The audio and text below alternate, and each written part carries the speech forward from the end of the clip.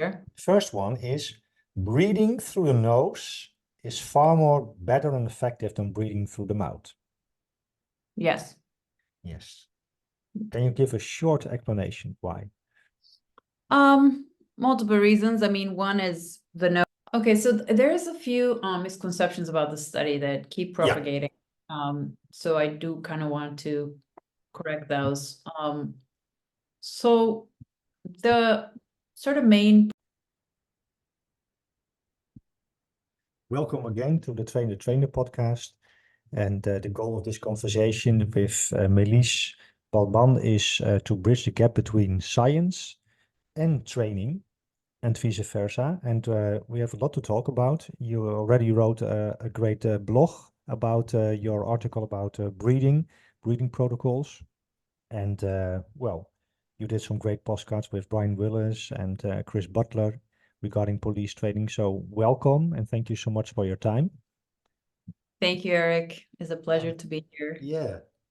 And well, the goal is to bridge the gap between science and practice. So I hope, and this is just thinking on the feet, I hope we can make a real masterclass just here, you and me, and deliver some good science and some good tools. So we're going to talk about the NeuroSmart device and what you can measure with it and how you can integrate it in police training. And but maybe we can start with a little bit, although you're already well known, a little bit about your background and what you're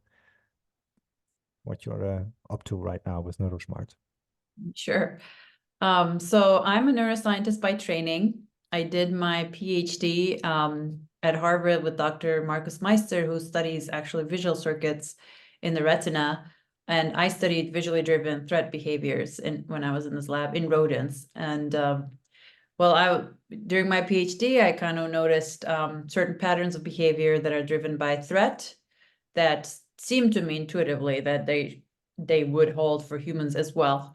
But when I looked at the human literature, I saw very little was actually done in terms of studying innate threat responses, but a lot more in the psychology, like subjective, like human responses were reliant a lot on the psychology and subjective reports and not so much on, recording with video and measuring physiological stuff, objective markers. So my postdoc, I moved into Andrew Huberman's lab at Stanford and wanted to study human threat responses in a way that was objective as well as subjective. But so there I built a VR, virtual reality paradigm where we put people under threat, and I can get into details of that if that's later.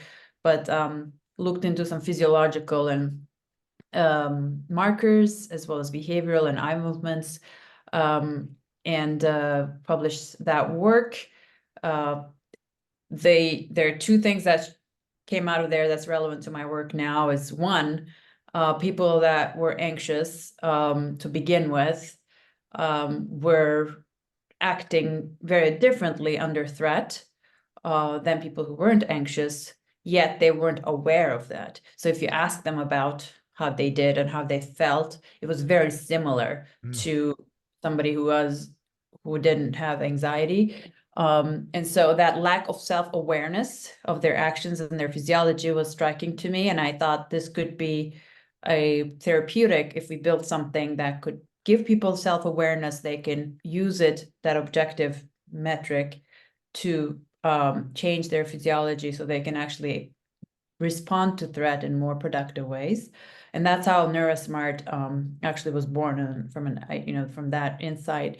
The other piece was a lot of people came in and we measured their stress, and the question was, okay, now I know I'm stressed, what do I do about it? And so there was a big need, obviously, for interventions, which led us to other study, the next study, which was about breath work, because we wanted to, during the pandemic, give people tools that they could use to in their daily life to mitigate stress. And so then we published the breathwork study, which looked into effects of different types of breath work and compared it to mindfulness meditation. So that's kind of a little bit more my academic background. At NeuroSmart, I founded NeuroSmart about a year ago, and it's a startup company, and we're building a stress management tool designed for first responders, particularly law enforcement. And what it does is it measures physiological arousal during training. It runs it through some algorithms to calculate sort of stress regulation metrics and presents it to the user. So the user can learn their own responses, and it presents them also with some tools to mitigate if they're not responding to stress well. So our goal with NeuroSmart is, of course, bringing that neuroscience into that knowledge and interventions into the hands of policing profession, because I think it's so relevant, because police always faced with threats on a daily basis, and therefore their neural circuitry is always triggered with this stimulus always active, and it's very important that they self-regulate. Yet I didn't think that from then when I went on to do some field research, and I didn't see anybody training particularly for self-regulation. And so that's how NeuroSmart was founded, is we wanted to build that gap, bridge that gap. And you're still working at a university, or you're totally involved in NeuroSmart? What is the... I'm working as a contractor with Stanford, with David Spiegel's group, but mostly full-time in NeuroSmart right now. Oh, because that's it has nothing to do with this conversation, but as a scientist myself, I liked it because I think in Holland, you are either a scientist or you are in business, so to speak, or you do something particular. But maybe I can be wrong, but you can do both things. You can still be involved with. Yeah. I mean, I've been at Stanford forever. I did my undergrad there, and I think that helped to build some ties that allowed me to do this. At the same time, at NeuroSmart, we're funded by the National Science Foundation. We're actually doing a lot of research into police performance under stress and physiology, and so therefore I still get to keep my research side, even if it's NeuroSmart now under NeuroSmart. And we do have research partnerships with multiple police training academies, etc. So I get to do both a little bit. Two things come to mind. That is, first, the first part of your work with anxiety and virtual reality and threat reminds me a lot about the work of Professor Roelofs here in Holland from Donders. I had a podcast with her also, because she's very in the physiological MRE studies and with threat and anxiety. So that's a great. The second thing is David Spiegel, his hypnosis research and the Reverie app is really great. So I'm sure you talked about it as an intervention tool. We come to it maybe, but great work from them there also. Can we just do some yes or no questions? Sure. Yeah. So these are very short questions. Hopefully Scientists love them. I'm sorry? Scientists love them. Scientists love them, eh? And I told you can ask me also yes or no questions. So it's not this is a little bit performance under pressure for us, okay? Okay. So it works as follows. There is a yes or no question, and you can of course answer with yes or no and give a short explanation of why you answer in this way. And then later on, I think most of the questions are coming back. Okay. Sure. First one is breathing through the nose is far more better and effective than breathing through the mouth. Yes. Yes. Can you give a short explanation why? Multiple reasons. I mean, one is the nose is kind of evolved for breathing. It directly feeds into the lungs, and it is a narrower tube, so you can breathe more effectively because there's more pressure as you're going through a narrower volume. Therefore, just breathe more effectively. The breath doesn't get expanded into your mouth and loses its. So that's one. Two is from a sort of your mucous membranes in the nose is prevents you from infections. That's sort of first line of defense. So that's also better for that. And there's science that shows that switching from mouth to nose breathing improves performance, especially for athletes. So yeah, in short. Yeah. And there's also Nestor's book talks a lot about that. I don't know, breath. Yeah. And there is also the part which maybe you can give a little little bit on it. It's about the evolutionary olfactory theory. So the relationship between nose, smell, and emotion. Right. So interestingly, their noses are only one synapse away, so one connection away from the emotional centers in the brain. So, which is different from other sensory inputs such as vision. Vision, you know, first light hits your retina and it goes through several synapses, even within the retina, to get processed. And then it goes to, you know, higher visual areas. And so it's just more processing happening between visual information and same with auditory than with olfactory. Olfactory is only one synapse from your generally a lot of midbrain areas, but so it is more effective as a stimulus to integrate with emotion, which is usually explains, you know, why you smell something and it immediately brings up a memory. It's just a stronger, faster connection to emotion. And what I learned also is that in the nose there is the nitric oxide.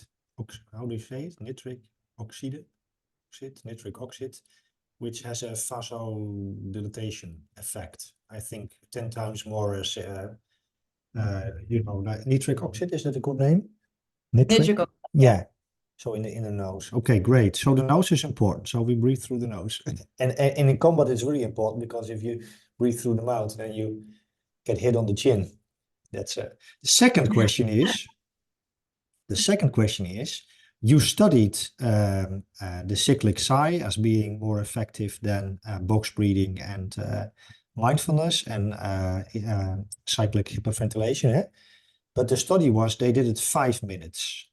Mhm. But sometimes we have only 5 seconds. So the yes or no question is, cyclic sighing, which we come back to later, also works in a time span of 5 seconds. Yes or no? Yes. Yes. Do you have a short explanation again? Yes, because we do it naturally. So sighing is a response that we do about every 5 minutes anyway. Yeah. And we don't sigh cyclically, we just sigh to reset, offload the carbon dioxide. And so it just makes sense that it does work on a, you know, it does reset the breathing, even if you just do it once. And we have done some preliminary work. I don't know of any, you know, published studies that compare cyclic sighing with, you know, shorter durations, but we have done some preliminary studies with the police officers where we had, you know, we just had them do one sigh or two sigh at the heat of the moment, and subjectively they reported that really helped them to, you know, refocus and within the scenario. So there is that anecdotal evidence. So both from a, you know, scientific perspective of what sighing does, and also just anecdotal evidence from the police, I think. Yeah, It works also in 5 seconds. Okay, that's great. Then because we come back to the breathing, eh? Mhm. Because in later on. Yeah. Okay, then I ask more questions about breathing. Then you can change your state, your emotional state, your internal state. You can change your state by breathing, but also by changing your gaze or your gaze behavior. Yes or no? So this one is tricky. I will say yes. Yes. But with a caveat that so yes, because it makes sense. Visual system is directly linked to, or it is very much integrated with emotion, and we can come back to that later as well, are both, you know, like simplest examples are pupils, right? Pupils dilate when we're alert. And so it is impacted by the emotional state, but also impacts emotional state. So it's a two-way connection, because when your pupils are dilated, your depth of vision gets shorter, so you see things that are right in front of you and not around you. So some people call it tunnel vision in the, you know, extreme case. So that of course feeds into being more stimulus driven, being more alert, being more anxious. So those are two-way streets, and we know that, and therefore changing your gaze to a less focused, soft, like in meditation practice, there's also soften your gaze, soften your focus. These are, makes sense that it would put you in a calmer state. And there's a lot of anecdotal evidence for that. I don't know of any paper who systematically looked at, changing your gaze effects on anxiety and or other metrics. So maybe I'm missing it, but that's the, the caveat part. Yeah. So waiting for that study. Yes, and I ask you because, of course, Huberman himself talks about it on different videos about Yes. changing your gaze. I also, in the great book, which I actually was inspired to buy from you, from Jenny Tate's Stress Oh, yeah. Resets. Yes, She has also, yeah, it's such a great book. Yeah. Yeah.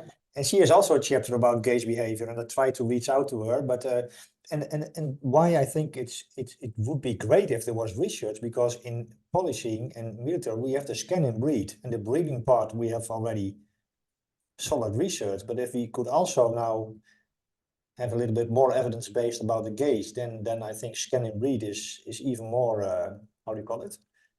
Yeah, on Yes. it. Yeah. I mean, that's why we have Neurosmart. So these are the things, like, I think there's so much ideas out there and so much things that maybe even, I mean, gaze, I don't even know anybody has ever looked at it in the lab in terms of, calming intervention. But there's also in other interventions that are done in the lab or tested in the lab, or even outside of the lab, but in sort of like a non-police setting, that still needs to be tested in the police world. So that's why, we are bringing these tools that are either out there or that anecdotally proven or scientifically proven into the police, and collecting data, both subjective and physiological, and how they impact the nervous system. So. And I would really encourage everybody to read the recent paper by Ethan Cross. He's also the author of Chatter, and he published a paper called Sensory Emotion Regulation. It was a great paper about using the senses to, regulate your emotion. I did see that, yes. Yeah. For sharing it on LinkedIn as well. Okay, so now we have question left. I had okay, but we come back to it. Stress has different effects on your performance than anxiety. So the question is, stress has different effects on your performance than anxiety. Is it yes or no? If you had to answer, of course, definitions and. No. No. Okay. Only because I don't like defining stress as if it is something that's very different from anxiety. I mean, it is. Yeah, I could talk about it with a long answer, but yeah. I would love to come back to the different concepts like stress, anxiety, and emotion, and mostly based upon my recent understanding of Lisa Feldman Barrett's work about construction of emotions. And the last part is the yes or no question is the question is, building CO2 tolerance by Brad Holt is a good thing. And I will first give a little bit context. I heard you talking about offloading carbon dioxide, of course, and the relationship with panic and so on and so on. But in my understanding, and based upon many breathing traditions, CO2 is also needed for the release of oxygen from hemoglobin. So you need a level of CO2 to release oxygen into the cells. And for what I know, building your CO2 tolerance gives you a wider window so that you not get anxious or stressed and not over hyperventilation. So that's why they practice Brad Holt's, for example, in the oxygen advantage tradition and so on. So the question is, maybe we can shorten it, building CO2 tolerance is a good thing. Yes, for sure. And the reason, should I? Yeah, great. Yeah. Yeah, I mean, so CO2 buildup generally is associated with lack of oxygen environment.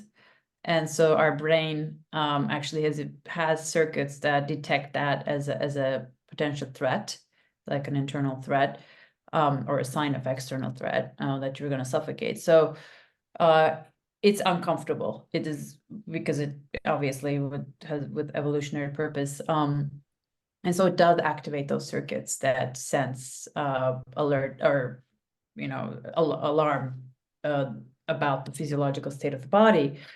Now, when those circuits are active, they kind of make your baseline higher. And so you're more likely to now go into all this, panic or suffer from the consequences of unregulated stress. And so you don't want to panic when you're under high carbon dioxide situation. And there's been studies that, and we can go into details again, that have shown that you can train yourself, like Marines, for example, for deployment, can train themselves to tolerate CO2. And with that, and with mindfulness, they reduce the activity of those brain regions that like insula and amygdala, that signal panic, and then in response to that sensation, which puts them in a better state for decision making and staying calm. So if that makes sense. Yeah, it makes sense totally. Yeah. I even heard that there is. I read the book by James Nestor. I'm not sure it's what it's called in English, but that there even is carbon dioxide therapy for anxiety and panic, and well, there are a lot of great stories. Yeah, I mean, and indeed, hypersensitivity to carbon dioxide is one of the hallmarks of panic disorder. So Yeah. there's also that aspect. And Yeah.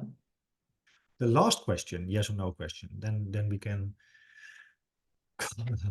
relax. Yeah. It's good that I have no neurosmart on me right now, because Oh, me too. Yeah. and the last question is your baseline respiratory rate. I'm sorry, my English is not that good as most of the international listeners, but I think they can understand. Yes. Your basic respiratory rate is important, is an important window for performing under pressure. So your baseline respiratory rate can better be low. You can also say it. Is that true, or? Sorry. It's good to have a low Yes. respiratory rate when you're resting. Yes. That's usually a sign of parasympathetic tone, and it's good to, general rule of thumb, slowing down respiration or having a baseline rate that's lower is good. Yeah, and of course you can train that with all kinds of protocols. Exactly. Let's move to the neurosmart. Do you have a yes or no question for me? No. Not too difficult. No. No. Okay. Well, I ask you, so Okay, neurosmart. Well, of course, there are a lot of tools out there. By the way, I'm not sure if everybody knows that, but there are tools out there. I personally use the Omega Wave, but there is also the Whoop, and you have the Aura Ring, and there are all kinds of wearables to use for your RHV. How do you spell it? RHV? HRV. HRV. Heart rate variability, correct? yes, and heart rate and etc. But now you're with neurosmart. What is the best way to tackle this? I have some questions about what is it, how does it work, what does it exactly measure? So what is the physiological explanation? Yeah. Yeah, I can. yes, you can. What is neurosmart, and why should we use it in training? So it's a wearable device that monitors physiological alertness, more specifically the sympathetic nervous system. So that's the part of your nervous system, autonomic nervous system, that gets you more alert, ready to act, ready for action. It monitors that, and it connects to an app, mobile app, through Bluetooth, and the app shows you your data as well as insights and interventions. So that's in a nutshell. Some things that are unique about neurosmart. One is what it measures. So it's not based on heart rate or heart rate variability. Heart rate is generally a poor indicator of performance. And it is also modulated both sympathetically and parasympathetically. So it's just reading our heart rate is, you cannot really predict, oh, this person is too stressed or Can we just double click on it a little bit? Why is that? I have read the science, but I don't know if every trainer. Why is, for example, a high heart rate not a predictor of my performance? It just is. I mean, some people do really well under high heart rate conditions. It's just sort of their optimal zone. And some people don't. And some people also, in my research, what I've seen is it is slow. So increases in heart rate is relatively slow compared to some other things like measure in Neurosmart. It is also not very sensitive to emotional, cognitive load always. It is physically modulated as well. So that's the third thing. So it's second thing is it's not as sensitive as some other measures to emotional cognitive. Some people are sensitive and they're kind of more physiologically ready to increase their heart rate and you would see it, but some people are just not. And so therefore, if you were blind, it's very difficult to make a prediction just by looking at heart rate. Okay, this person is stressed because maybe that person is not the type that increases their heart rate in response to stress. Okay. So that's that. And then the third one, sorry, I lost my train of thought. Sensitive. It's It's not for emotion. it's oh yeah, physical. Yeah. Of course, heart rate is modulated by physical activity. Yeah. And so, if you're doing this in athletes or even police officers that are moving around, then it would get all sorts of, input from like just being physically active, and it's impossible to really distinguish that from the emotional effect.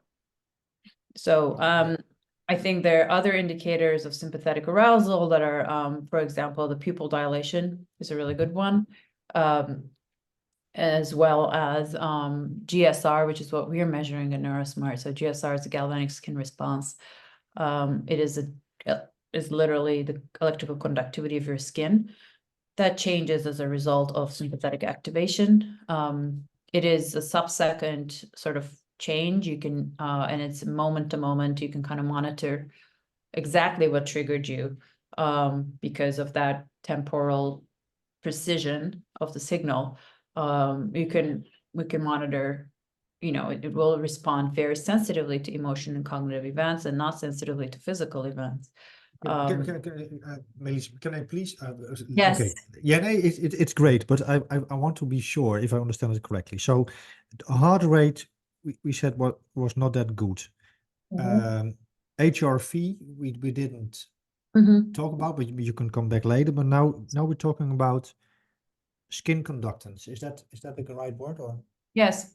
Is that the same skin conductance we use in lie detectors? Is that the same? Yes, that's right.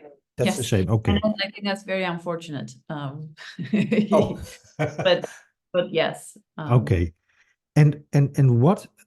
Maybe this becomes too nerdy. Then you have to say it up. But what is the relationship between me becoming more aroused or stressed or whatever, and the skin response? Can you just give it one more?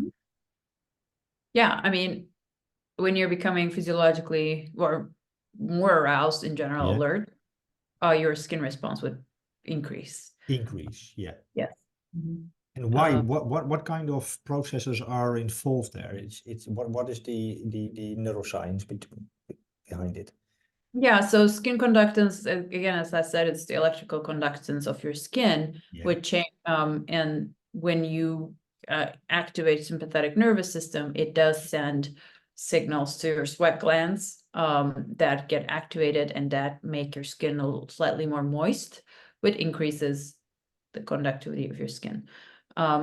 So it's an immediate sort of signal. It's a fast signal because that adrenaline driven activation is very fast. So it's moment to moment. And it is a literal signal, which means it's reading it out directly, and it's not calculating anything from that signal, which is what brings me to heart rate variability. So heart rate variability is a statistical measure. I think some people don't realize this. It's literally the variability of the distance or the time between subsequent heart rates, right? That's what heart rate variability is. So sometimes it's 1 second, sometimes it's 0.8 seconds, sometimes it's 1.3 seconds. And so you kind of look at how variable these are. But to do that, you need a recording for a period of time, right? To do that accurately. And the least amount of time that it starts giving you something useful is 2 minutes. And the more, the better generally.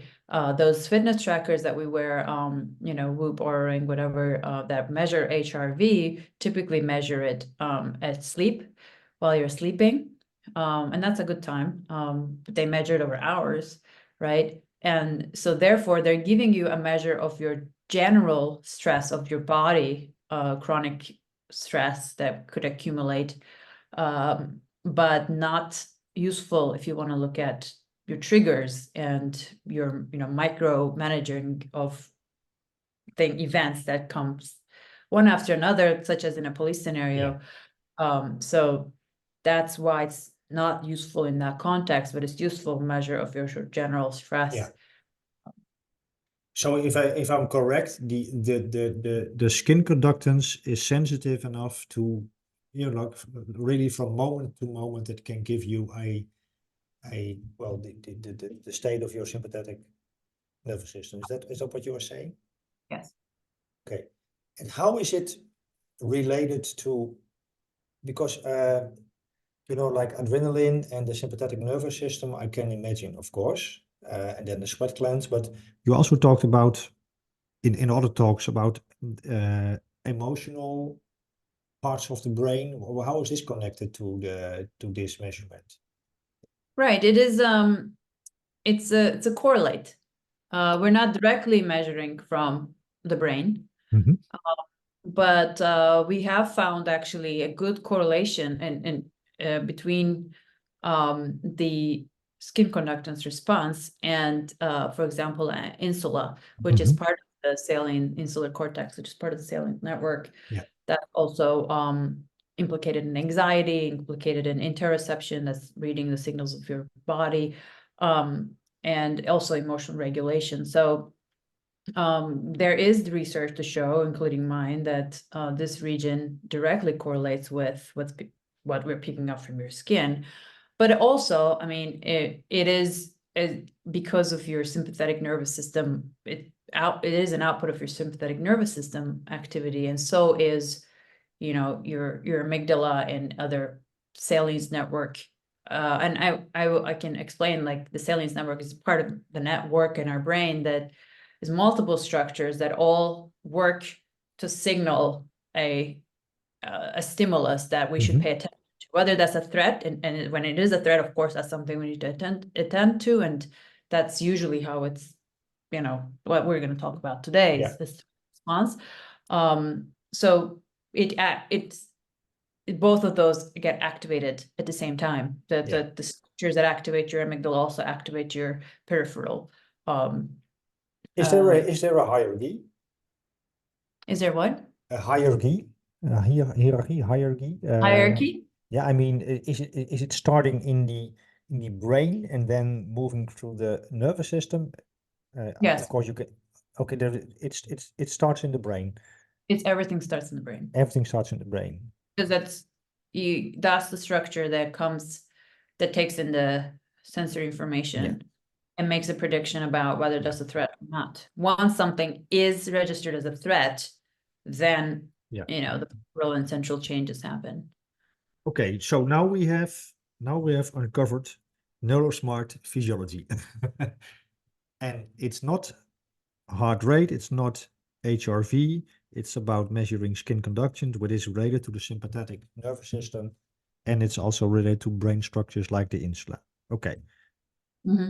What can we do with it? How does it work? Is it by the way, is it with a strap on your, what do you have? It's I Yeah, wish I well, had it right next to me. It goes on your wrist. yeah. And it's actually a very simple, here. This is the size of the device. This is attached to a strap that we put on your forearm, and it connects to your skin via 2 disposable electrodes. So you kind of have those electrodes that you can take on and off before and after training, and it connects via wires to this, Yeah. and that's it. Yeah. And that's this connects via Bluetooth to the phone, and which you can put in your pocket, or if you want to record video, Yeah. which a lot of the time we do, we put it on a body cam holder here or another phone holder to record video and synchronize it with your stress signal. Well, that seems to be an interesting part. But what do you mean by that? The body camera synchronizes with your stress. What does it mean? Yeah, so what we've built is this app, right, Mhm. that collects the physiological data from the sensor, but it also collects at the same time video from its camera. Mhm. So then the app takes that in, synchronizes it, and you can scroll through back and forth, and you can see if you mount the camera here, you can actually videotape your training, what caused you stress and what was happening in the environment when that peak happened, for example. Yeah. So that's one of the features of the app or technology that's been really, really useful for the trainers that we work with, to identify what is it actually that triggers them, and to have that conversation with the trainee. Yeah. Yeah. That seems to be a unique feature indeed, because now you can say, given these actions, what should we expect with regard to arousal or whatever? Yeah. Okay. That's great. So then you get what kind of data do you get? I mean, is it it's not heart rate, it's not what do you get on your phone? Yeah, so 2 things. One is the raw signal. So you actually see your sympathetic nervous system on a moment to moment. So you get like a trace, right? And a time in time. So in 5 minutes, let's say, of the scenario. The other thing you get is scores on how well you did. And that's because a lot of times, we do really well with summaries of data, and as opposed to the whole raw data. So our algorithms calculate several things from the signal. One is we look at how stressed you are going into a scenario. So we have markers that we ask trainers to mark the start of the scenario and the end of the scenario. And so you can calculate how stressed you are before the start of the scenario. We look at how well you regulate your stress during the scenario. Those are what I call the micro regulation. So things happen, the scenario evolves. This is so important in policing because the scenarios always evolve. There could be new threats, as well as something that seemed like a threat can be a non-threat after all. So how well are you able to recognize those and regulate accordingly? How vigilant you are throughout the scenario, again, like how the scenarios engaging you. What is fit? Vigilant. Vigilant. Vigilant. Yeah, we call it vigilance. We're really looking at the overall alertness. So, and this came from observations from police trainings that the academies and departments we work with, that some of the officers just don't seem to be alert enough for the scenario. They just either don't care about the training, they're not motivated, or they're too experienced that, they're just kind of don't care. And that does impact their performance. And so we are trying to pick that up by looking at the nervous system, like the sympathetic nervous system during the scenario. If it's too flat, for example, our algorithm will trigger an alert saying, too flat. And I can imagine that defining those how do you call it, cut-off points, or how, I'm not sure how you call it, but when is somebody alert enough? I mean, is it, how should the curve be? That's building an algorithm. Is that what this is about? That's right.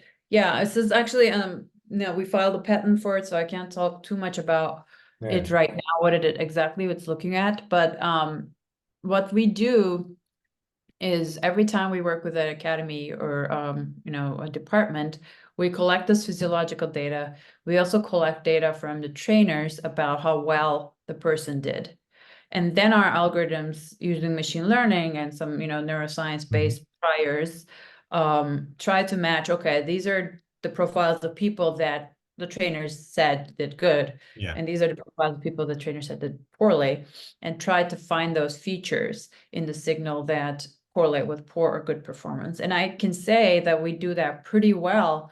Our algorithms do pretty well in terms of detecting poor performance, which is what got us excited and said, okay, there are ways from physiology to say, okay, this person is likely, not 100%, but 75% likely to perform poorly under the scenario because of this physiological profile. Because that would be a hypothesis in research, isn't it? Yes. That you say my hypothesis is that if the curve is like this, then he will be in that profile or in that. Yes. I mean, I look at it in two ways. One is the raw data part in the app doesn't lie, right? It is what it is. This is your system. This is how you respond. And I think that by itself is very valuable to build self-awareness into the officers for them to identify themselves and work on that. It helps trainers to kind of have that conversation, because that's the part what I thought was problematic. It's hard. I mean, how do you tell somebody you're stressed, you're, like in a constructive way? But if you have data to say, okay, you're at a 10 where everybody's at a 2 here, or you're at a 10 and you're still at a 10 minutes later, where, so many things happen in between, then you can start looking at the next time. When you give him the breathing, when you give him all these interventions and how the conversation, does that go to an 8 or 7? So that's the piece that's immediately useful. And then the second piece, which is still kind of under research, and that's why we have the research partnerships, but we do have promising results, is this hypothesis piece that you mentioned. That is building optimal stress profiles for police officers from their physiology. And the more data we have, the more tight we'll be able to make our predictions. But even now, our predictions are pretty well, as I said, like to say, okay, because there's a few things that poor regulators, I say, do that appear in training. And just by looking at those, we can actually predict pretty well this person is not at their optimal. And it also means that you have to define good performance or of stages or performance. You mean define, right? Yeah, because if you say, if you predict that somebody with such a profile has a poor performance, then you have to define what poor performance is. Yes, absolutely. Yeah. So we started very coarsely, and then we ran into this problem exactly because people were defining poor performance differently, like different trainers, different departments. Different departments have different kind of training goals, for example. And so now we're taking a more granular approach and asking, did the person use force appropriately? Did the person communicate appropriately? And these different categories of performance. And we say yes or no, satisfactory, unsatisfactory. For the trainers give us that input. And that's, again, like, that's not our job to define what good performance is, but we need that input from the trainers to better predict that poor performance. So then now we are asking more granular questions about different types of skills and how they did. In fact, some training academies that I work with already do this. They already have scoring sheets, and they do already look at, was the threat recognized appropriately? Was the use of force appropriate? Was there communication between the partners? Was there communication between the subject or stuff like that? They already do that, so that's really helpful for us. We just plug that into the algorithm. So we have that device here on our arms. with electrodes. We can put it on a body cam, or there is visual information from the video. There is this skin conductance information. We get a profile. We can see from moment to moment our sympathetic nervous system state. Yes. And you can measure it before, so the stress before. You can measure it during. You can. Can you do also, for example? For example, Professor Rudolph, she developed a game called Dust. Not sure what it is, the acronym, but and in the game you get real-time feedback from your HRV, and if you use whatever regulation technique you want to use, you can see the effect on your HRV. But you see it in the sense that your vision gets narrower or broader. So it's not you're not looking at you get direct feedback, and you see the effect of your breathing. So you get real time. Yeah, that's what I wanted to say. So you can real time see the effects of your intervention.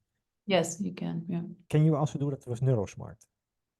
Yes. In the sense that you see the signal real time. You can't see the signal real time, and you can, while you're doing the intervention, for example, I mean, if your eyes are closed, you won't, but if you're looking at the screen, then you will see in real time. The more, an exhale, prolonged exhale, for example, will start to decreasing your stress in real time. And again, on a moment-to-moment basis, the trainers can see it as well in real time. And so that can also, in fact, we're now designing an intervention. We call it OptiZone, which stands for optimal zone. And that does come in with that biofeedback piece where we have them go through the intervention with the biofeedback. So it's more effective. So short answer, yes, you can see it in real time. The effect of your intervention and breathing. Did I ask all the questions for now about Neurosmart, how to use it, what it measures, what it gives back, or did I forget something? Or yeah, I mean, I think you did.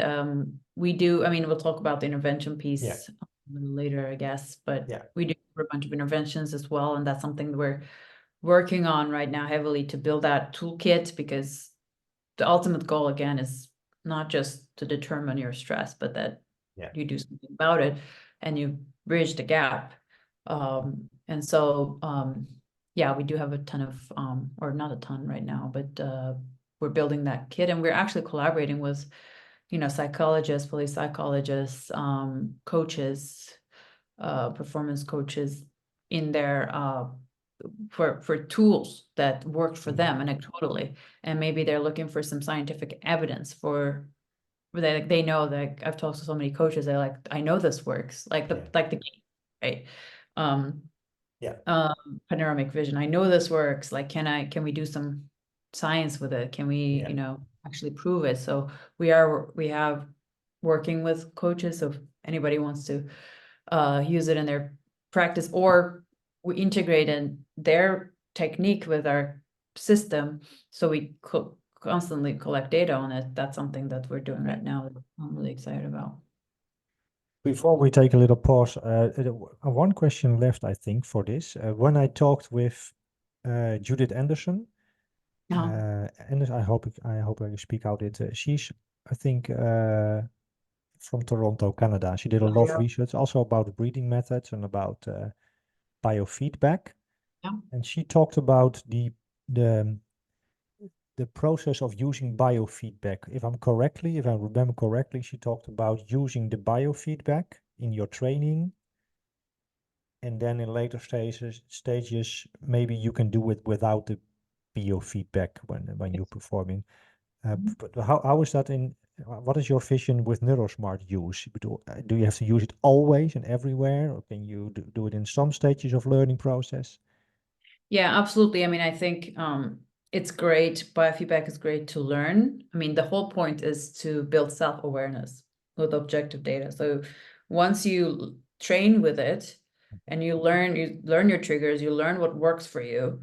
The idea is then to do it automatically So you learn to identify those cues, and I'll come to this, why it's so relevant for policing, but usually in a police encounter, there is lots of zones of threat, right? Like you don't just, I mean, very rarely you just run into a threat. You usually have to go there. There's usually some dispatch.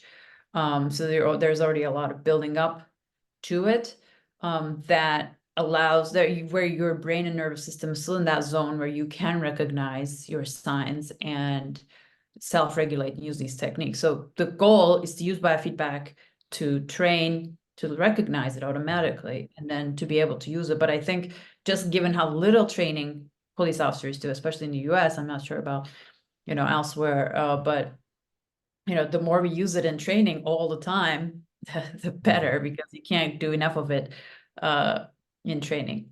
Yeah. Did you, by the way, read the book Peak Mind by Amishi Jha? No, it's on my list. Oh, because it's beautiful. She talks about meta-awareness, and I have done the research papers already also. It seems such a concept you also talking about. It's a real concept. It's not a yogi only thing.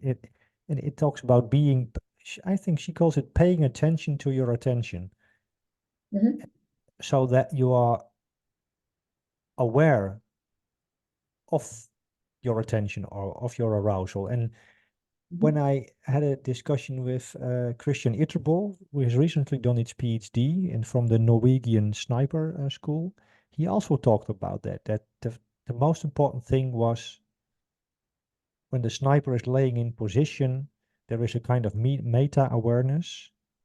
Oh, my breathing is off, or oh, my arousal is high, and that's the part. Is it the same what you were saying? Yes, to differentiate what's happening externally and internally from yourself, and putting that distance between your thoughts and your sensations and yourself, and not have that completely overwhelm you or to control your actions, whether that's a thought, whether that's a feeling or an arousal state. That's what meditation is for. Really, that's that creating that distance and to be able to recognize your thoughts as if like you're a third person. And it's such a superpower. And that's a superpower. And I've never talked about it, I think, but I had a very violent childhood, and later on with the police, some incidents, and I think I'm forever a little bit more anxious than I should be. And mindfulness and the works of Eckhart Tolle, but also all this kind of work of accepted commitment therapy, just to know that I'm not my thoughts, I'm not my emotions, and I don't have to react immediately on it, and I can sit with them. That is really a lifesaver. I mean, absolutely. And in fact, our nervous system, our brain networks are designed like that. There are networks that are, when we talk about salience network a lot, right? That's the fight or flight, or the alertness network. But there's the central executive network that is what I call the task network. So that's like, okay, there's threat, there's something. What do I do about it? Given everything, given all the choices, given everything I know, that's what I, make a decision and move forward. And then there's what we call the default mode network, third network, that after the action is done, evaluates the situation and puts it into context of your life and who you are in your brain, right? So you just say, okay, well, I messed up. I must be dumb. Or maybe you say I messed up and I'll try harder. But that makes all the difference, right? So, but our nervous system is kind of designed that way. Different structures have these, of course, they're always talking to each other, to be alert, to do, and to evaluate. And so we have to, when we're stressed, and we can talk more about it, but these just kind of get jammed into each other. And we tend to, especially in trauma, we tend to, for example, associate what happened to us with who we are in a very tight way. So that every time something that resembles that means something about who we are to us. And that's why it's so sticky, and it has such a big impact on our life, because we think it's who we are. But, different therapies like hypnosis, for example, it is designed, or mindfulness, to make those ties a little bit more flexible.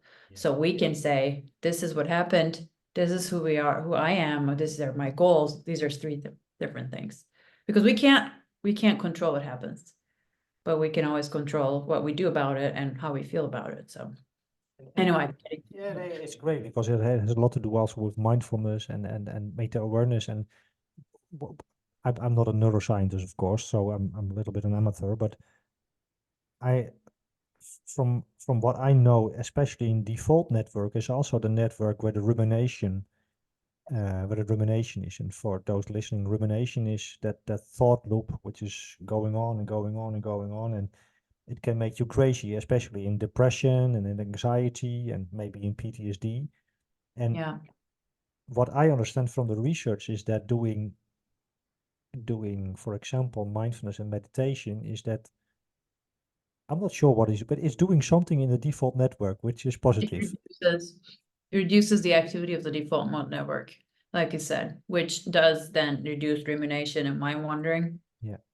And it improves focus and, Yeah. goal-directed behavior.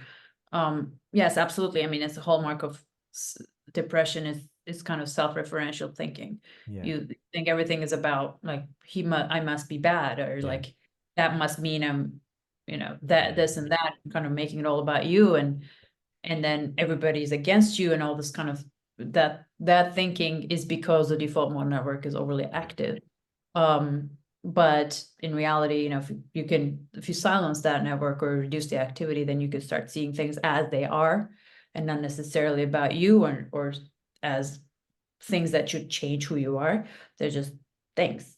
And so, yes, they do, these interventions, mindfulness especially, reduces default network activity. Do you And practice mindfulness yourself? I do.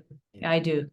I have a I mean, I wouldn't say I'm an expert by any means. I just use an app that and do it daily. Yeah. 10 minutes a day. Yeah. I have the impression that, but I can be totally wrong, but if you talk about a training program, and together with a friend of mine from the Special Forces, we developed an online training, and we use those different stages, like the first stage is doing meditation every day, as a, that it becomes how do you call it? Not a state, but a trait, and that you get structural changes in your brain. And then the other part is, of course, doing, how do you call it? Online or real-time skills and so on. So, but in my own life, I've discovered that it's a good basis. Yes, for sure. So now we know what, I think everybody knows what NeuroSmart is, what kind of device it is, what we can do. But okay, then you already said it. Then what to do when you are stressed or anxious, and that's where you first came on the scene for me. That's where the intervention, so with the breathing and so on. Can you just what is the best way for you? How would you like to talk about it? Because you have given so many interviews. What do you like to say about it? For the breathing or Yeah, for the intervention? breathing, we can start with the breathing, but I can imagine if you say I've talked about it so many times. Well, I like to divide it in time. And I call it like offline tools and online tools, like you just referred to, I think. Right. Because people generally ask me in the police world, like, what can I do in the moment, right? I can't stop and meditate in the moment, right? So obviously that's an extreme maybe example of what can be done online and offline. But things like, and that's what we're trying to build in the NeuroSmart toolkit, is online tools, which right now has breathing techniques. So I would say breathing is such a direct entry into the autonomic nervous system. It's part of the autonomic nervous system, that it's sort of a low-hanging fruit. So if you can remember to take a big sigh, or we can talk about differences of different types of breathing, but I would say any type of mindful breathing would be effective, bringing it back to your body, back to control. So it had several aspects, right? with breathing, you get a sense of control because you can control it. And loss of control is a hallmark of anxiety, right? That's something that people with anxiety feel like they don't have control over the situation. And that's something that increases anxiety. So breaking that cycle and just say, no, I have control. I can control my breathing is one. And of course, two is you directly influence the parasympathetic nervous system. So it does have the calming effect as well. So those are the online tools. The other thing is gaze that we're experimenting with, like we talked about before, is, you know, because it also directly influences the nervous system by like what we look at and how we look at it. So if we can very quickly try to soften our gaze and notice something, that's what I do. Notice something that's not right in front of you. Like, can you right now tell me what's in that corner of that room? What's without looking? Actually looking is bad. That's something that my study showed is anxiety increases these lateral type of head movements. The like you just said, like you just did.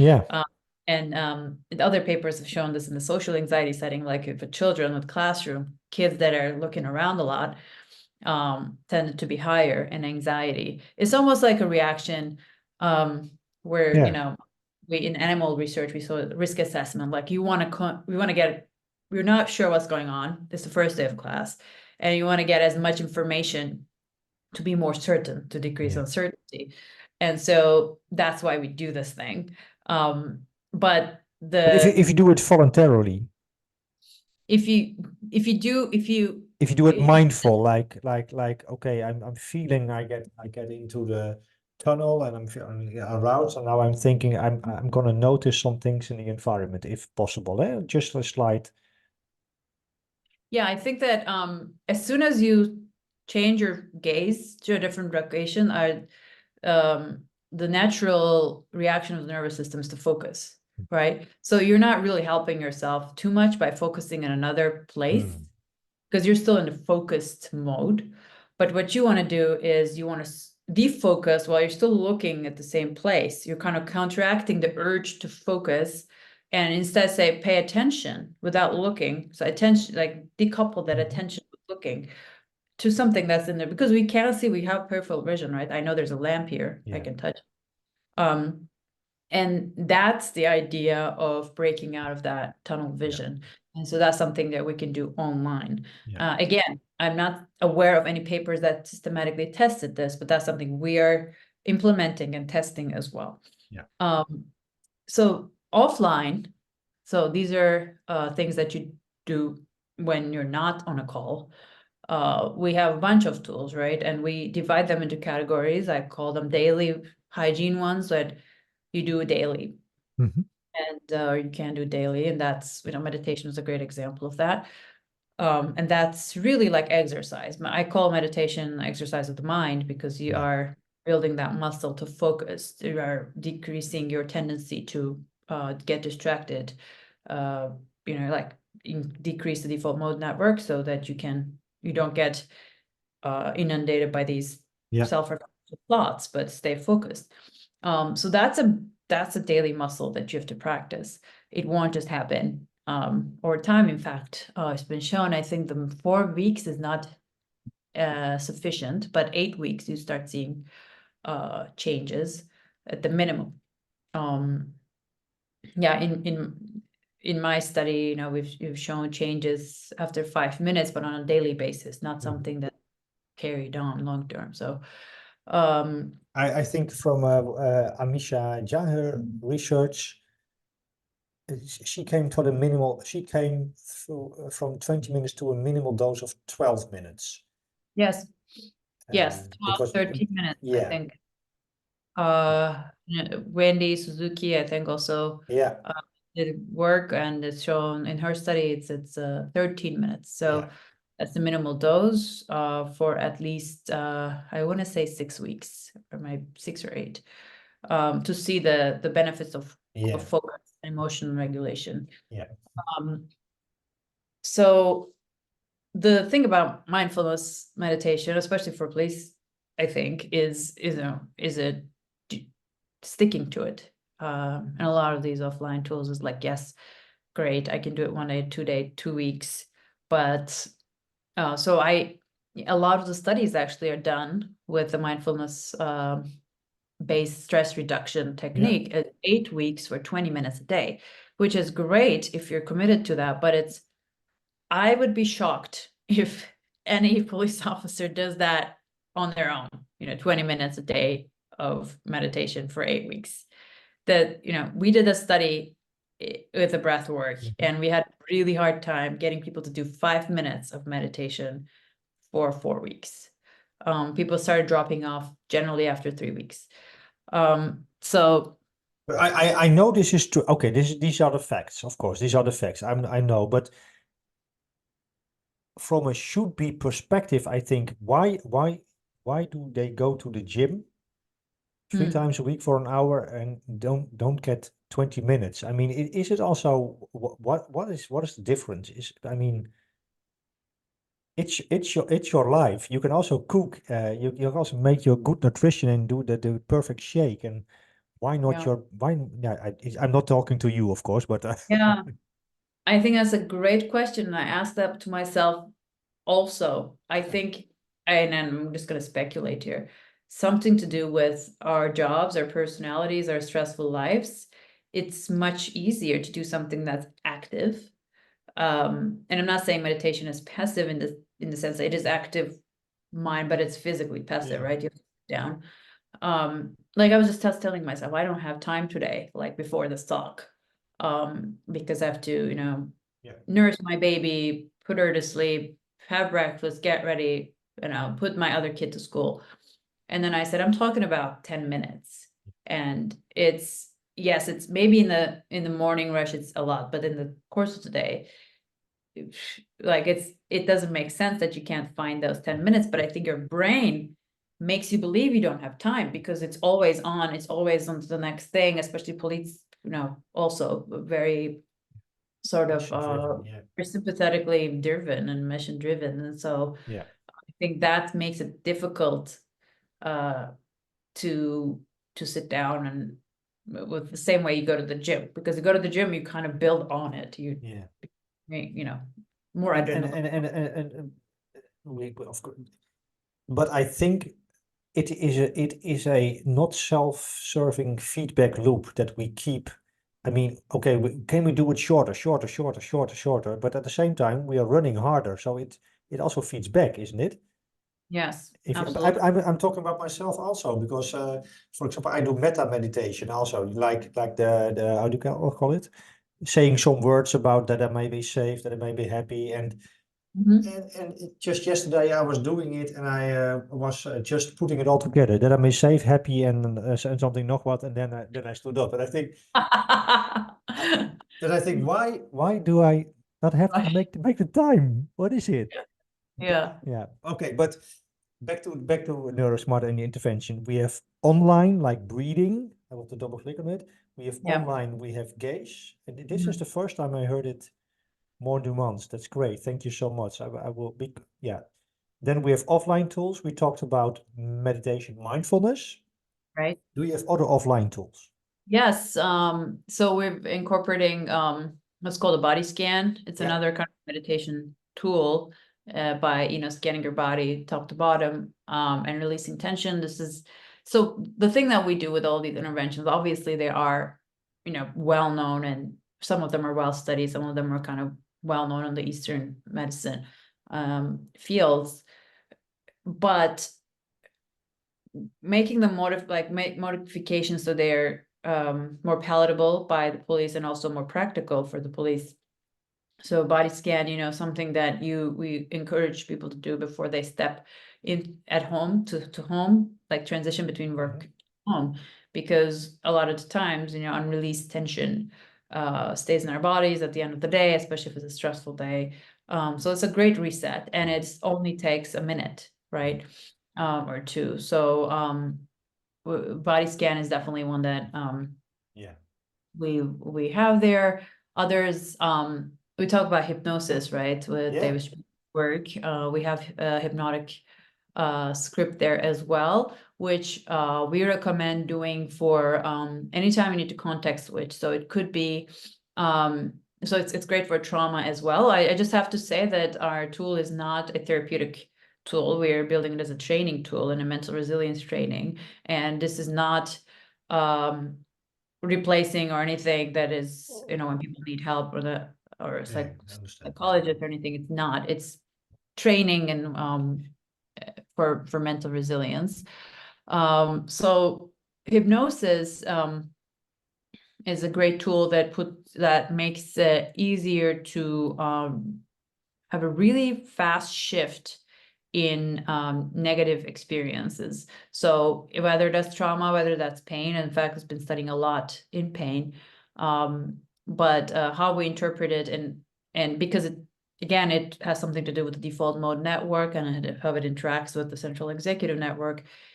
A lot of like trauma patients, for example, have rigid connectivity between the two, which means they're not cognitively flexible and everything they do is kind of related to that trauma.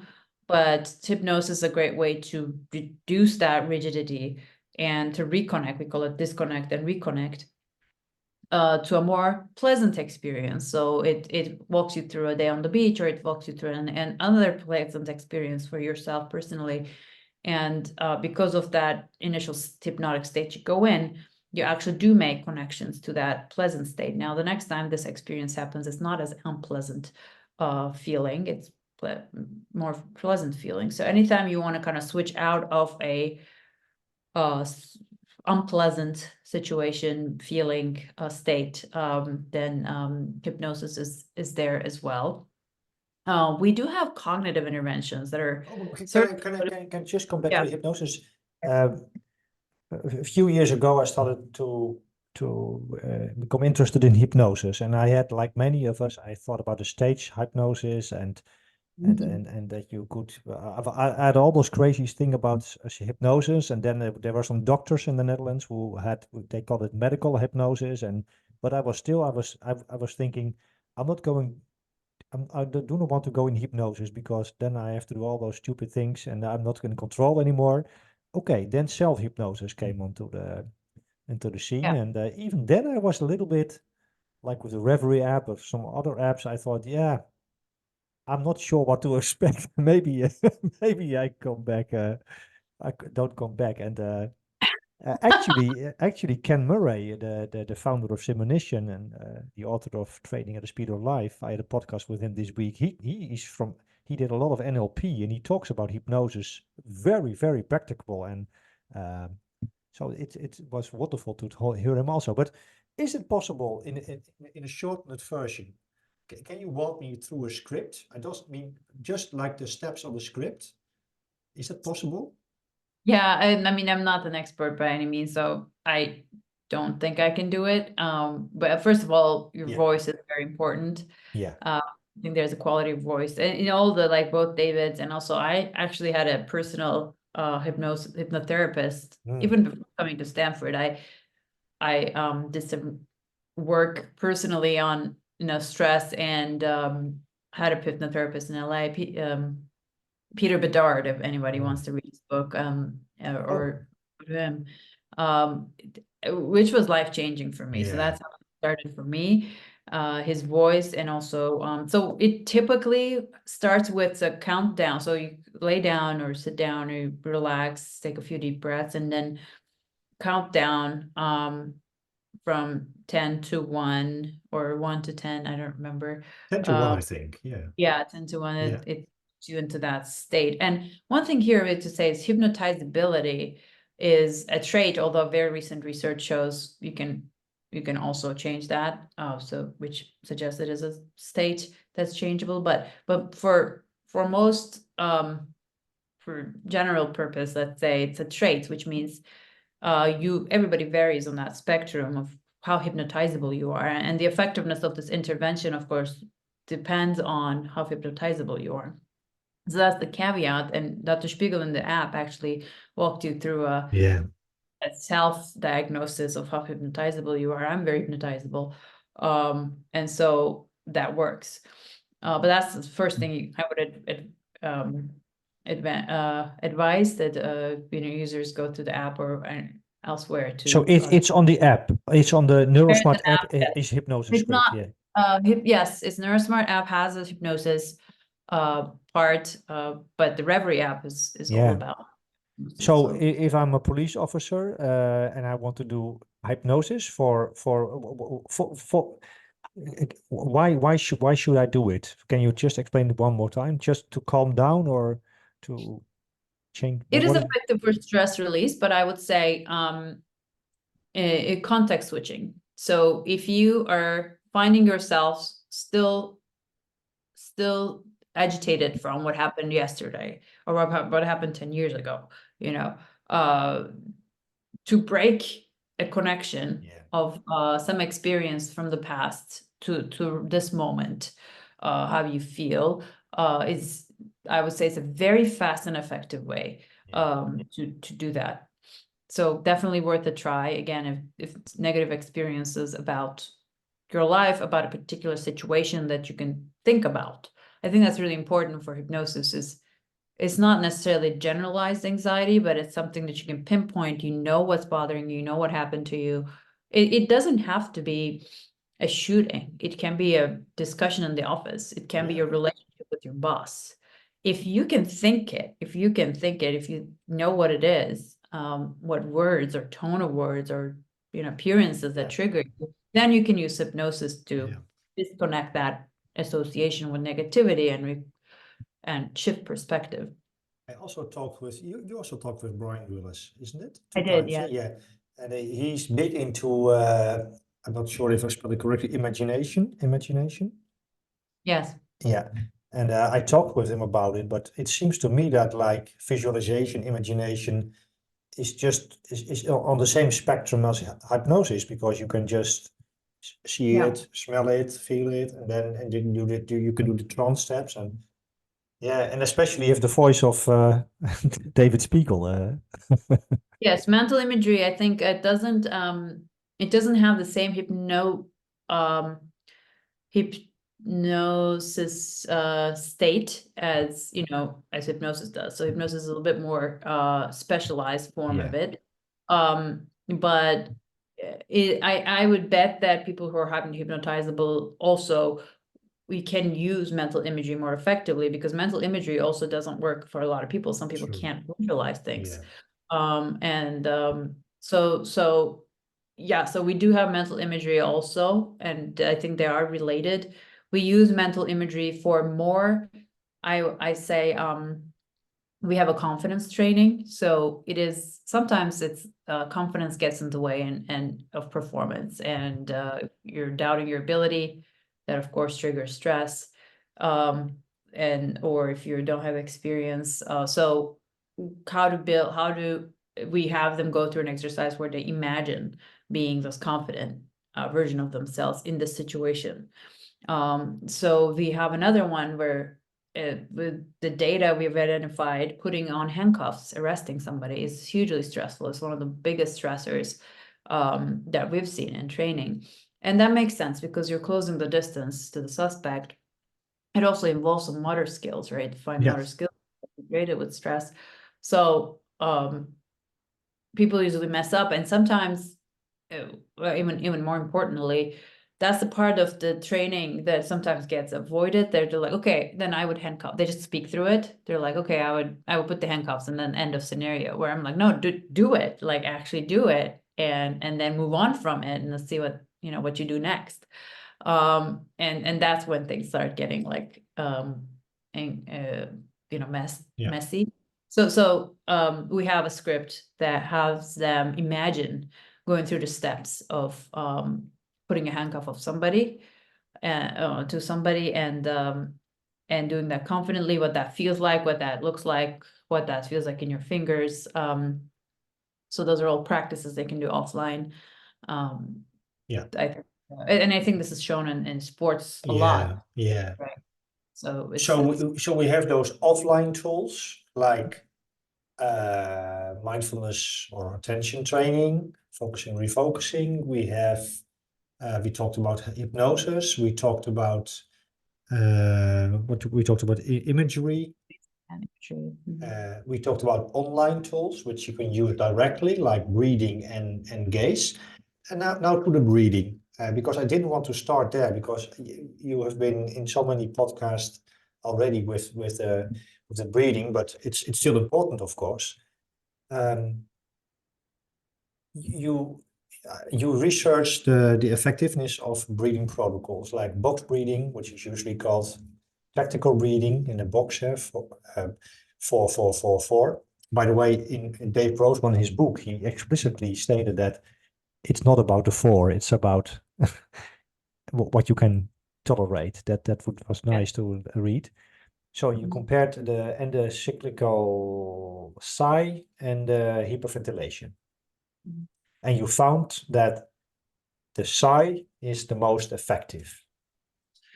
Okay, so there's a few misconceptions about the study that keep propagating.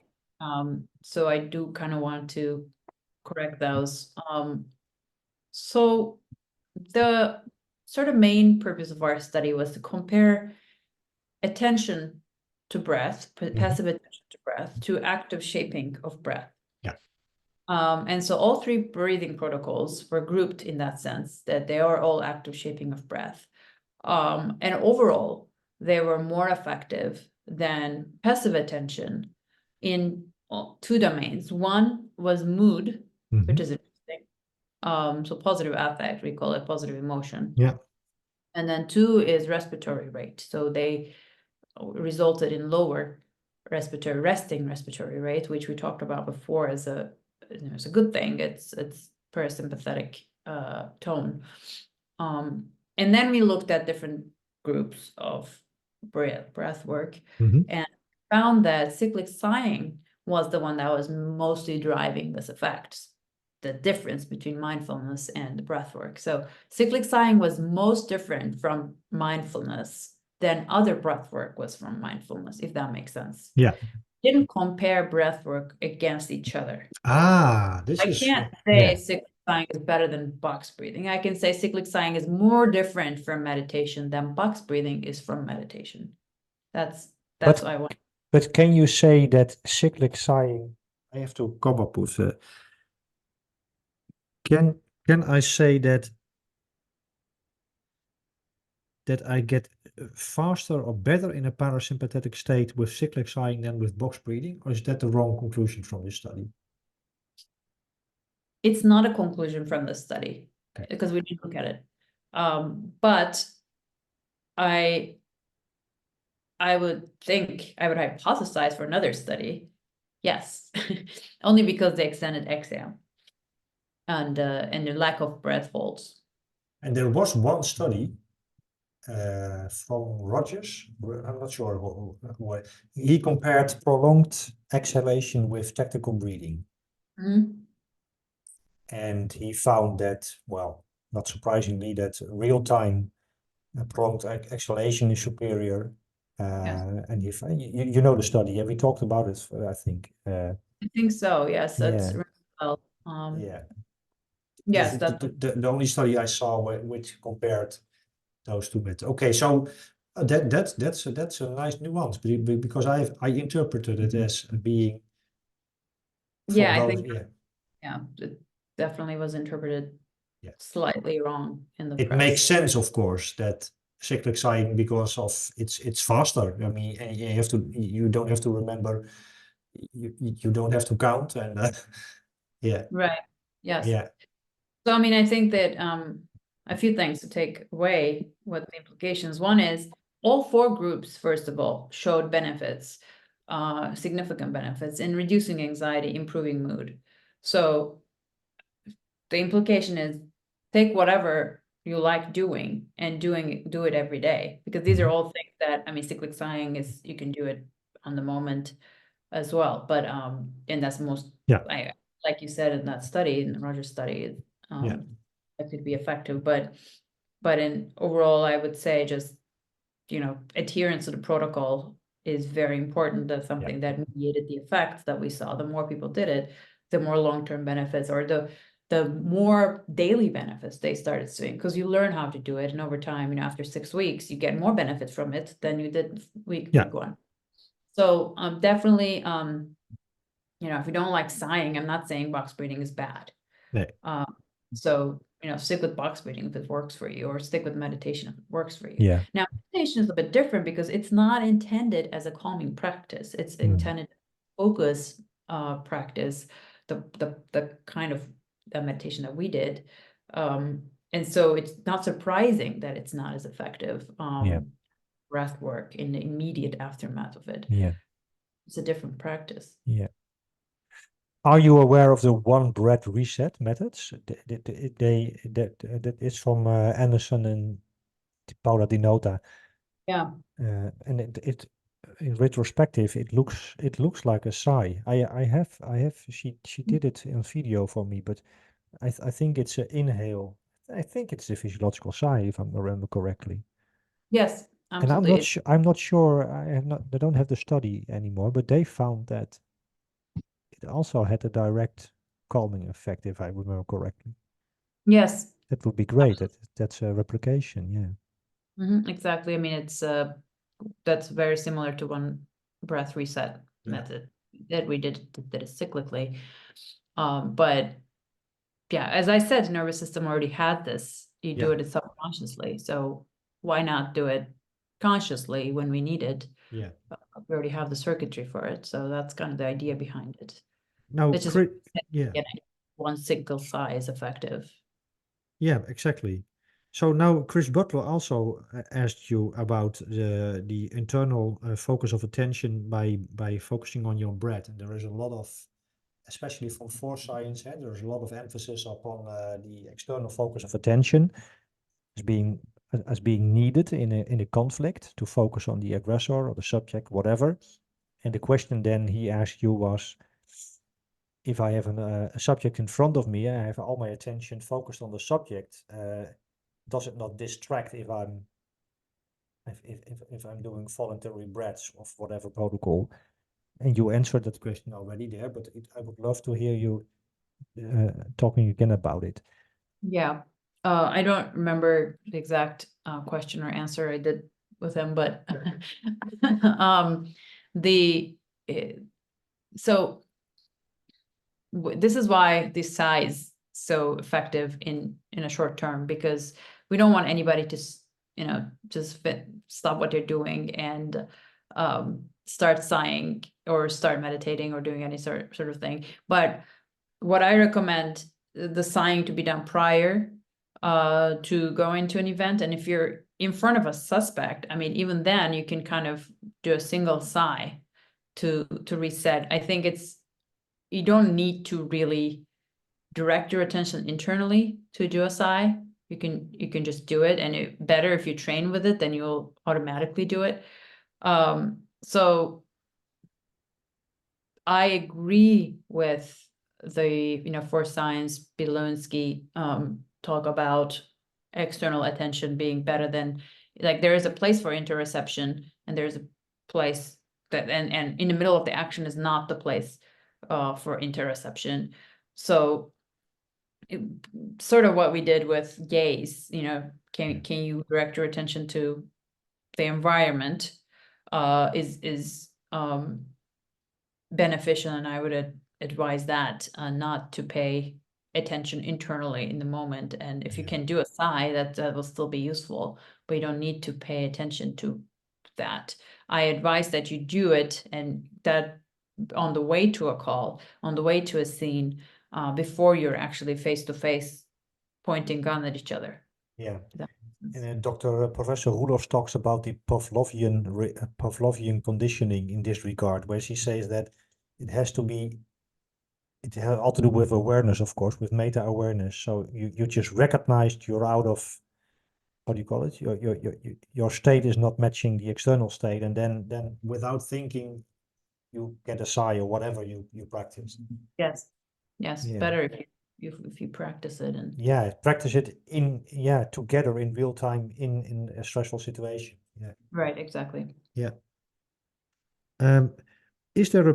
I'm not sure. You have to. If you have to, I'm not sure how much time you have because I'm talking. I mean, I'm happy to continue this another time. I have about 10 more minutes. Okay, great. Yeah. Did I ask enough about Neurosmart and the intervention tools for now? Yes, yes, of course. I mean, again, if we kind of have we have 3 programs right now. One is our pilot program, which is sort of like a reduced cost program that agencies can sign up for, and they would use our device for a period of time to evaluate it. And then we have a research partnership program, which we typically do with academies, that they get access to our technology, and we evaluate it together. But we evaluate their training, we give them insights about their training, and also tools that we offer, and we evaluate how they impact the performance. And then they can evaluate whether they want to continue using NeuroSmart. And then we have the collaboration with the partnership program with the coaches and psychologists that want to work with us, either use our device in their private practice or their practice, or we can put their methods that work in our toolbox, and they can collect data on that just passively and use it to kind of validate their approach. And if you are a European law enforcement training center, can you get access to the NeuroSmart tools and the education? Yes, we can ship it. Yeah, we ship Okay. it worldwide now. It's a little bit more complicated, but yeah. Great. I have to round it off some questions prepared for you, and some have to do with NeuroSmart, some not. But is the first one, what is your dreamed future of NeuroSmart? How do you see it unfolding? I want to see all police officers training for self-awareness and self-regulation, and you know, that's my dream. If NeuroSmart can be part of that, that's our mission, obviously, is to build a more aware and resilient police force. I think that's one of the things that's missing, and it's like firearms training to me. It's that obvious that needs to be required. You know, you have to train for it, and you have to train. It's a different skill. It's self-regulation, and you can't just expect just because you put people under stress, you can't expect your training performance under stress. You have to focus your training on the stress regulation skill and not the stress itself. And so that's what I want to see. I want every officer training with NeuroSmart, obviously, and getting better with their self-awareness. And if I'm watching this rightly, you it's not only for performance, also for health. Yes. Yeah. That's not our angle for now. But it's not only for police, I should say. It's also for athletics. We have some collaborations going with athletic teams, athletic facilities, athletic performance. So any performance under pressure, where I think, I mean, you see it again and again, athletes choking or unable to.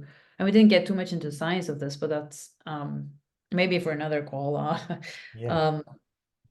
Unable to switch strategies, I think, is a huge common theme I see both in police and sports, in individual sports, where you're like, well, why don't you just do this? Don't you see your opponent is, you know, don't you see he's always in your backhand? And, you know, but they don't. They come up with a strategy, and they cannot switch. And that's one of the things that stress does to your brain, is it reduces cognitive flexibility. And it reduces, it's really funny, like this research in rats and humans, they both show just work with, you know, done with chocolate or some appetitive food. If you give, you know, normally we prefer that, obviously, over some non-appetitive food. But if you saturate it with it, if they give you a lot of it, then you don't prefer it, right? That's a normal reaction. But if you're stressed, if you stress it beforehand, then you keep preferring it, even though the value of it is no longer there. So you cannot switch behavioral strategy based on the change in your environment, or, you know, the inputs. That's very key, I think, in policing. Because a lot of times I've seen, you know, things that look like a gun, or it's it's a cell phone, so you have to switch strategy. You cannot be aggressive, you know. Yeah. So, but they can't, right? Yeah. They evaluate it as that anymore. And the same thing with athletes. So anyway, performance under stress, cognitive flexibility, anybody who wants to improve those, I think NeuroSmart is a great tool to build that self-awareness and regulation. What is the research question you want to answer the deepest with NeuroSmart? Right. If you had to choose, if it Yeah. worked, what is the first research question you would like to answer? Yeah, I mean, the gold question for us is, well, two, I would say, but it all comes down to individualization. So can we actually reliably predict performance from physiology? Like that link between physiology and performance, I think is still not, 100%. There's so many theories, the inverse view that stress is good for you, stress is bad for you, like it's all over the place. And we didn't even get into the discussion of what is stress and how do we define it and all that. But can we simplify it and find the link between the signatures of physiology and performance in a way that's reliable and also individualized?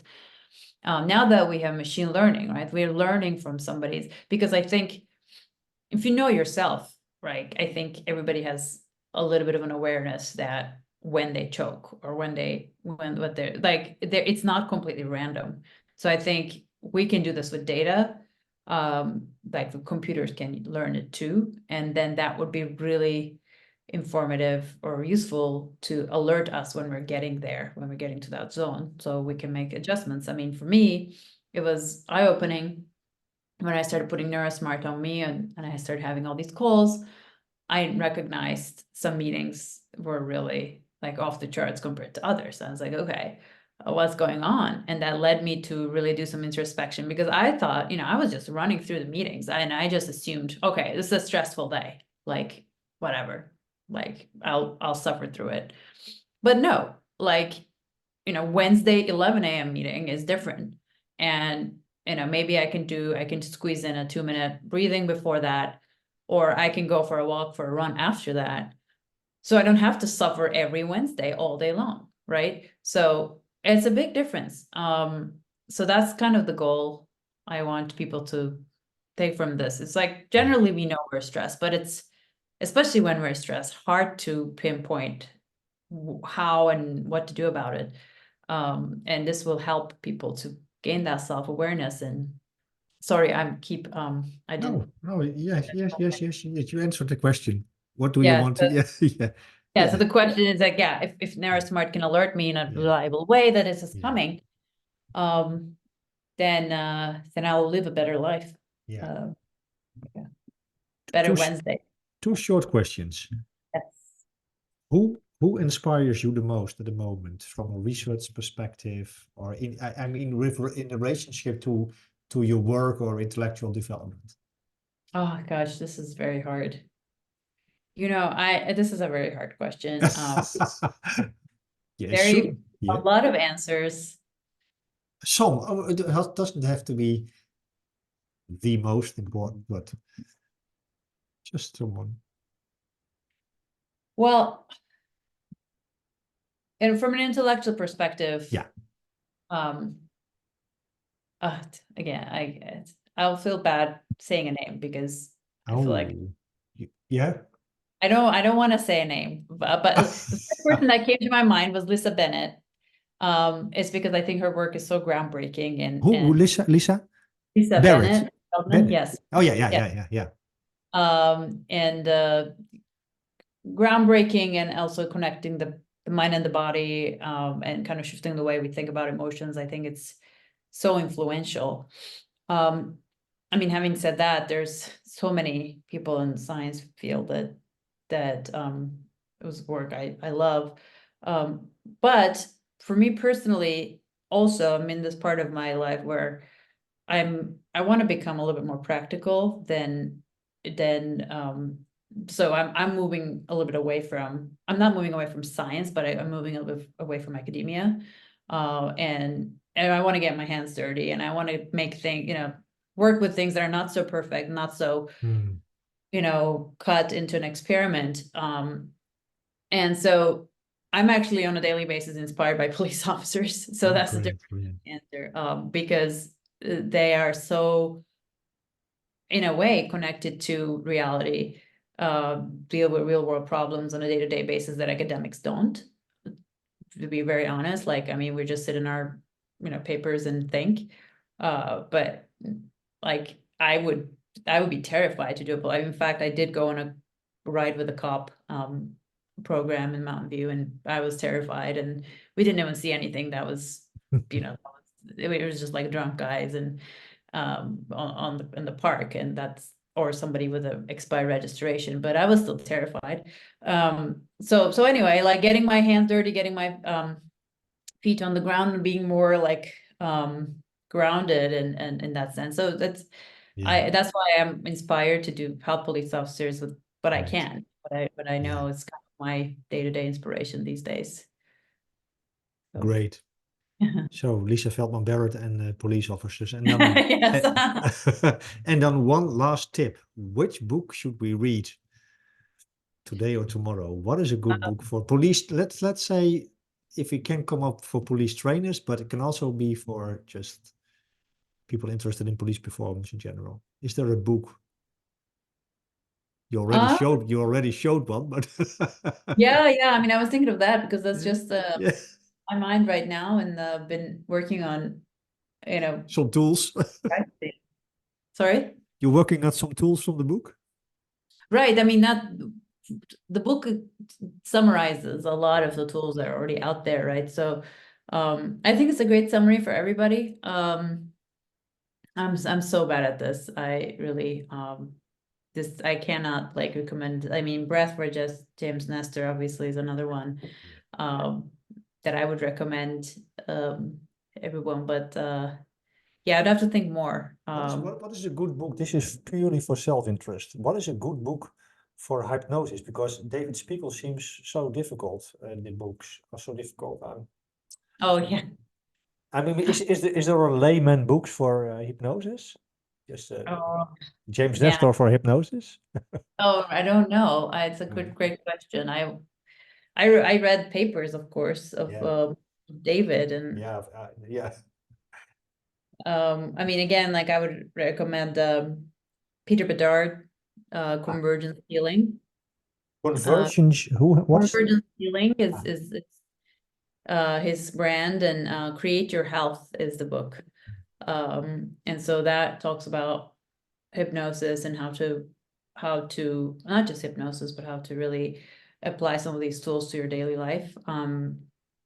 So yeah, I have to think more. But I can't single out books, and just kind of my brain is lost in papers. Yeah, I have the same sometimes. Yeah.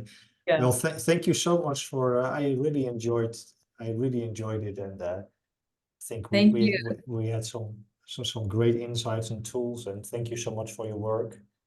Did I forget anything to ask you? No, I have a question for you. Oh, I watch your podcasts, and I mean they're just incredibly informative and full of information. Um, do you remember everything yes or no? Yes or Like, no?